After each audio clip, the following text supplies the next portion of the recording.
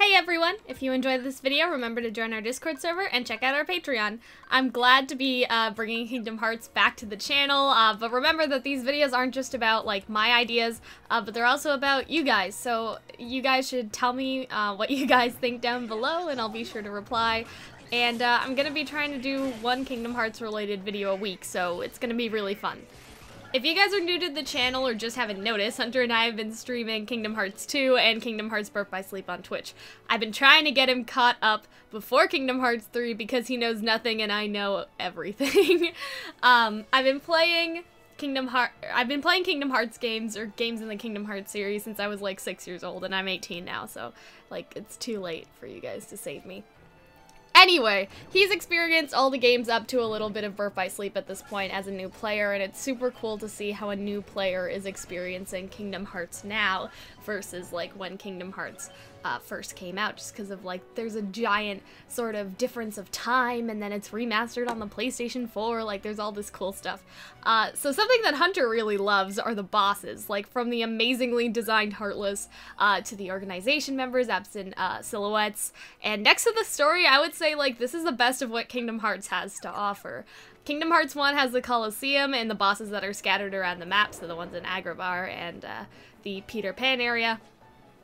Birth by Sleep has the Mirage Arena, and Kingdom Hearts 2 has the Calxiyn, the bosses scattered around the map and the absent silhouettes, and the data battles. And then in Kingdom Hearts 3D, which Hunter hasn't played yet, you have Julius.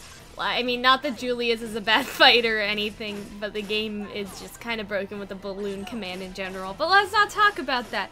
There are other cool things to do in 3D though, and also in Birth by Sleep. There are these like little Heartless like mini game challenges and other stuff you can do, but like it's just Julius, why? We're lucky though that we got a secret boss in general, since Kingdom Hearts 358/2 and Recom are just, you know, anyways. Now that we're done that little recap though, or I guess explanation of why I'm doing this kind of begs the question to me, like, what is gonna be Kingdom Hearts 3's Cavern of Remembrance? Like, what does Kingdom Hearts 3 have to offer in terms of extra boss fights? And as of right now, I don't think that we have any answers, but we all have ideas. So I'm gonna present some ideas I have and like what I think would be super cool, hence the idea brainstorm part of this video. So firstly, we know that Twilight Town is going to be a world, and it's one of the only worlds that we know about, other than Tangled, Big Hero 6, and possibly Monsters, Inc., if you saw those leaked screenshots last week. And so I was thinking that maybe if the computers in the Twilight Mansion are still running, Sora could get sucked in and find the data of the organization members.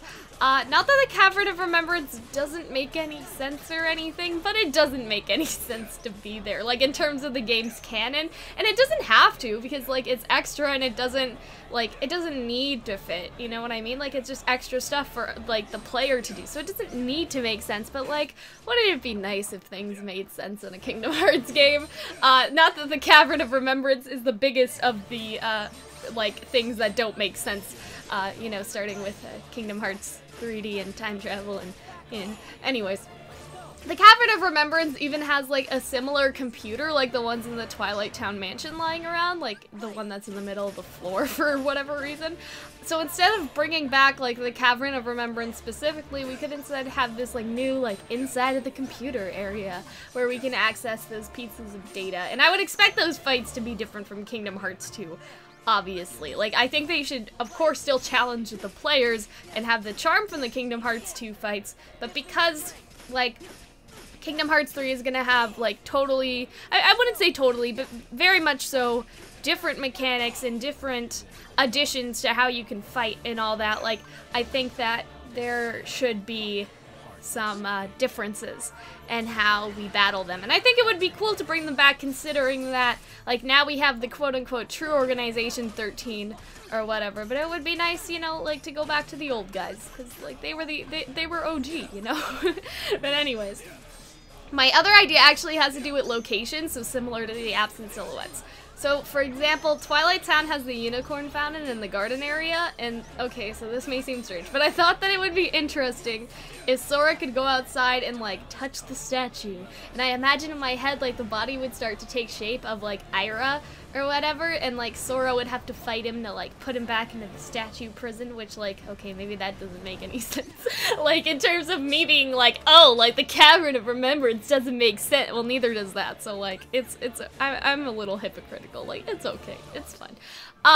But anyway, like this idea I think could happen in other worlds as well. We don't have a lot of world confirmation at the moment, but I could give you like a hypothetical example. So like the Toy Story world could have a snake toy for Envy. Again, we don't have that many confirmed worlds. So just as an example, like the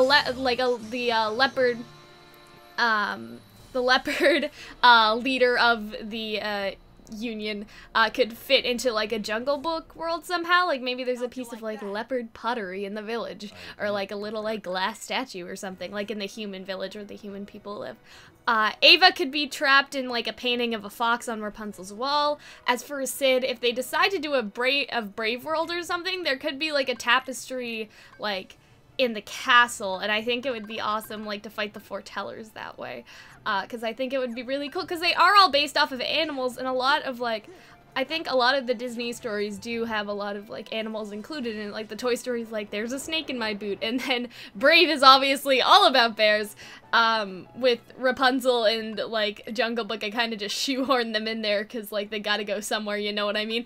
But I think that works. And also now with the Monsters Inc. confirmation, I think that they could, maybe they would even like, you know, in like Boo's room, she has a lot of like toys and a lot of art and stuff, and so you could also do it like that too. Like Randall's kind of a snake. Like maybe he's just Envy, like in disguise. I don't know. I'm just kidding. Anyway, in terms of the Calxiyn, I think it would be nice to bring back enemies from other Kingdom Hearts games. So not just the ones that were actually like in the Calxiyn, but like other ones. So basically what I mean is like in the old Calxiyn you had Cerberus, and you had like in the Hades Cup you had like a bunch of Final Fantasy people. I'm not talking about that. So what I mean is in the Calxiyn it would be nice to see like Kurt Ziza and the Peter Pan Phantom like revamped in Kingdom Hearts 3, as well as some of the secret bosses from Birth by Sleep, and maybe Julius now that the Balloon Command is gone. You know, just like because Kingdom Hearts 3 is the end of the Xehanort saga, I feel like the Calxiyn should be a celebration of like getting to this point. And they're already kind of bringing back bosses like the Rock Titan and stuff like that. And so I feel like, I don't know, I just feel like that would be fun, because the Calxiyn, I'm not gonna say it was lacking in Kingdom Hearts 2, because I still think it was fun, but like, I don't know, it just, I felt like the Hades Cup was a lot better than like the Pain and Panic cups, or whatever, and so I feel like they should bring back secret bosses from the other games, and then just kind of stick them there, you know? We haven't seen them in a while. Like, I'm tired of the Final Fantasy people a little bit. But anyways, finally, throughout the Kingdom Hearts games, we had to fight like kind of like nightmare versions of like of characters. So like what I'm talking about is like Nightmare Ventus, the obvious one, and like Lingering Well. So I think it would be cool if not only these were brought back, but if Phantom Aqua was also included in this. And I think it would be super cool if you could fight all three of them at once for an extra challenge to show that you have surpassed all the Keyblade Masters from Birth by Sleep. So how I would kind of see this is that first you fight Terra, then you fight Ven, and then you fight Phantom Aqua, and then you would fight all three of them, and then after that, something would unlock where it's Ericus, because he's like another forgotten Keyblade Master almost, and like it would be in his regular form and then in his armor. So that's my idea for them. Now, where this would be, I don't know. Like, I don't have like a logical explanation for where this would take place. But I guess if we like land upon the ruins of Land of Departure, because, you know, Land of Departure was turned into Castle Oblivion, but if we somehow could turn it back, and even, like, in Castle Oblivion, because we gotta go there to get Ven, it would be interesting if Castle Oblivion was kind of messing with you, you know what I mean? And, like, in the rooms of Castle Oblivion, it would kind of bring them back, you know what I mean? And so that's definitely a place where this could happen, is the CO, as they call it. So, speaking of, though, people that are connected to Castle Oblivion, like, because all the Birth by Sleep people are, obviously, because it used to be Land of Departure, but there was one more character that I think like KH3 can integrate into if they decide to do that. And so another character that's connected to Castle Oblivion is Xion, because Xion was actually like made there and stuff. And we sort of find that out in 358/2. And so I feel like it would be cool if, like, part of the castle you have to fight, again, the Lingering Will, Nightmare Ventus, Phantom Aqua, Ericus. But then you kind of come across Xion and you're like, wait, what? Because Xion was also, like, really connected to this place, like the same way that Ericus and Even and all of them were. And so I feel like it would be interesting to see her be included as well. And, like, the Xion fight was, I don't know, it was fun for me. Like, I think, like, it was such a good boss fight, and Xion was, like, shown in Kingdom Hearts 3D.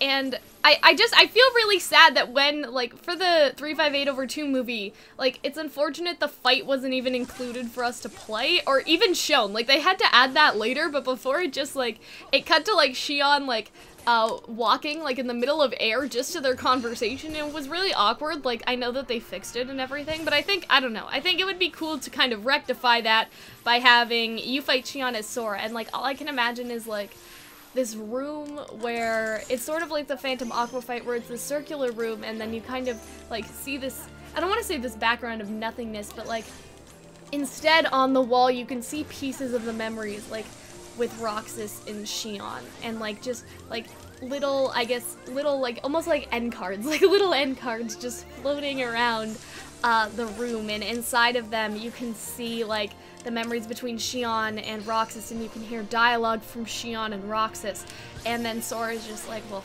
what the fuck? Like, you know what I mean? I think that's the only time I've sworn in this video, like, I've done a good job. Anyway, this could also be done in Twilight Town, since we are going back. Like, you could have an interaction with the clock tower, and instead of what I said, it could just be, I think that instead of just being, like, the normal clock tower and you're just randomly fighting Xion, it would be interesting if you interacted with the clock tower somehow, and it would be sort of distorted. And then, again, you would hear the lines, and you would hear the dialogue between them. You would see kind of memories of them just floating around the screen. It's hard to kind of explain this without illustration, but I think you guys understand what I mean. Now, maybe this is too many secret bosses for one game to handle, but I feel like at this point, like, it's go big or go home, you know? Like, Kingdom Hearts 2 had all 13 organization members, plus the absent silhouettes. The Calxiyn, like, the Pain and Panic cups, the Hades cups, and Terra. And so I don't see why, like, having all of these would be such a big deal. Because you're basically doing the organization members all over again, the Foretellers, the Calxiyn, and then basically, like, 5 Terras. But, like, I don't think that that's big of a deal, you know what I mean? And my other idea was some of these could be, like, free extra DLC.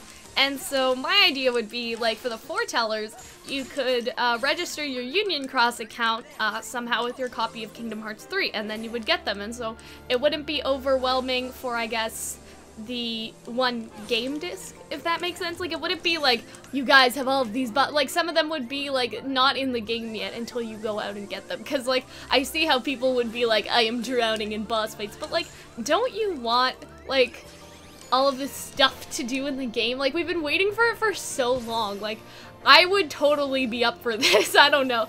Like, I guess, like, secret boss loses its meaning when there are so many, but at the same time, I'm just of the opinion that, you know, it's go big or go home. Like, this is the, like, final episode of the Xehanort saga. You think that we can do, like, I don't know, like, I guess at that point it's over 20 boss fights, including the Organization 13 members, so, like, I don't know. I think it's okay. I think that we'll survive, and you know what I mean?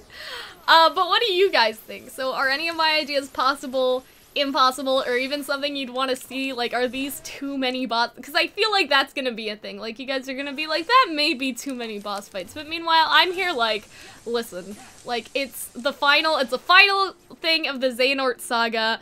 Like, it's time to, like, just have Kingdom Hearts 3 have, like, endless shit for you to do. So we can just all have fun. I don't know. But you can tell me what you think by commenting down on this video or joining our Discord server. You should really join our Discord server. And if you want me to do a video about, like, one of your ideas, you can even become a patron over on Patreon and ask me to do that for you for the low price of $10 for 3 video tickets. And basically, 3 video tickets equals 30 minutes. So you could have me do a 30-minute video about your idea. But anyways, I hope that you guys enjoyed this, and I'll see you in the next video. Bye-bye!